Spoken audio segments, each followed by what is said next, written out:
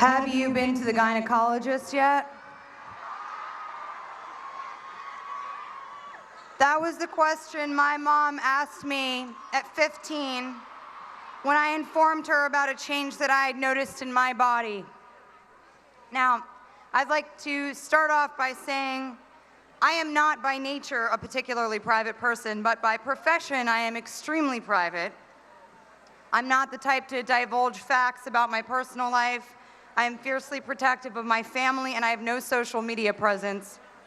But I feel that in the face of this current political climate, it is vital that we all make it our mission to get really, really personal. So yes, at 15, I had been to a gynecologist. I was living in New York City and had visited a Planned Parenthood there. My mother moved to California a few years before. My brother Hunter and I were living with my father, and at 15, I had been working in the entertainment industry for 8 or so years and had been fortunate enough to be eligible for private health insurance through my union. Our family struggled financially. We'd been on public assistance for several years, and I was primarily responsible for making my own doctor's appointments. But still, I was nervous about taking this next stride towards womanhood, and it was actually my clinician at Planned Parenthood who suggested I speak with my pediatrician if I was seeking a referral. She was compassionate and professional and told me that she was happy to treat me for regular checkups and when the time came, for STD and cancer screenings. No judgment, no questions asked. Planned Parenthood provided a safe place where I could be treated with gentle guidance. Now, I may have been 15 and surprisingly self-sufficient, but I'm sure there isn't one person here who has not been helped by Planned Parenthood directly or otherwise. When I knew I was coming to speak on behalf of women's reproductive and health issues, every single one of my girlfriends had a story about Planned Parenthood. They saved me so many times. One of my best girlfriends confided in me, saying, "They saved my ass and some other parts too." When I found out I had precancerous signs I never would have known about without my annual checkups, and her speech grew more emphatic and emotional as she described how the organization had helped her decide between treatment options. She was able to make some difficult decisions, deciding what was right for her body, and her then partner without anyone else's interference. My sister also used Planned Parenthood services for years after moving states.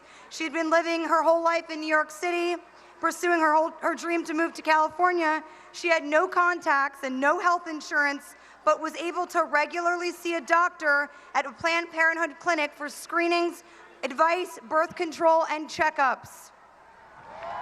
For the more than 2.5 million patients a year that rely on Planned Parenthood services for cancer and STD screenings, birth control, safe abortion, and pregnancy planning, these are uncertain and anxious times.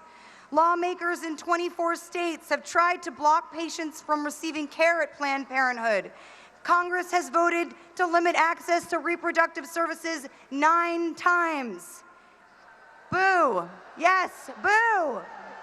There are very real and devastating consequences to limiting access to what should be considered basic health care. For millions of Americans, Planned Parenthood is often the only trustworthy and affordable clinic providing safe education, sex education, safe abortion, and life-saving services. President Trump, I did not vote for you.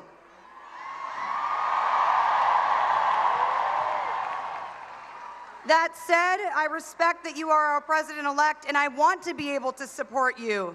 But first, I ask that you support me. Support my sister, support my mother, support my best friend and all of our girlfriends. Support the men and women here today that are anxiously awaiting to see how your next moves may drastically affect their lives. Support my daughter, who may actually, as a result of the appointments you have made, grow up in a country that is moving backwards, not forwards, and who may potentially not have the right to make choices for her body and her future that your daughter Ivanka has been privileged to have.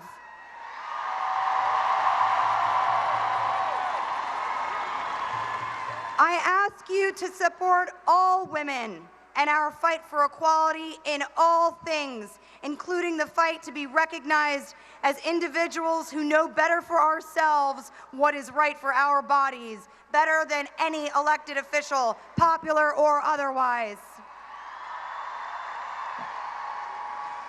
It is a great honor for me to be speaking here in front of all of you today.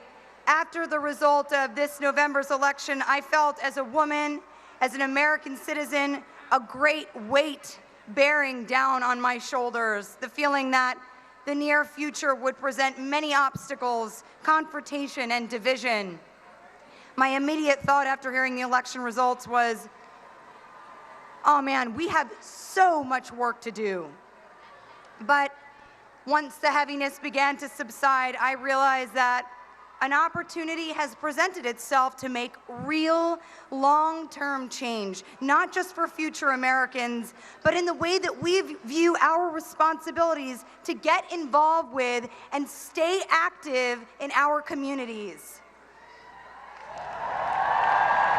Let this weight not drag you down, but help to get your heels stuck in. I pledge my relentless devotion to support women's healthcare initiatives. I will not stop fighting to make basic women's healthcare available to all.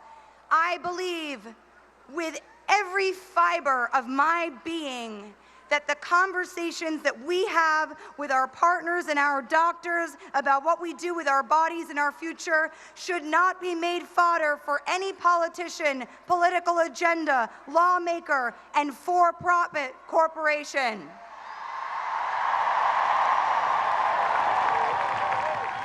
We must stand up for what are our basic human rights and always move forward, never backwards. The current political administration benefits from taking the power away from us. Don't give up your power. Don't let the feelings of helplessness make you complacent. I urge you all to make a difference on the ground. Volunteer. Volunteer with organizations that help women seeking a safe place to make some of the most difficult decisions of their lives. Donate to causes.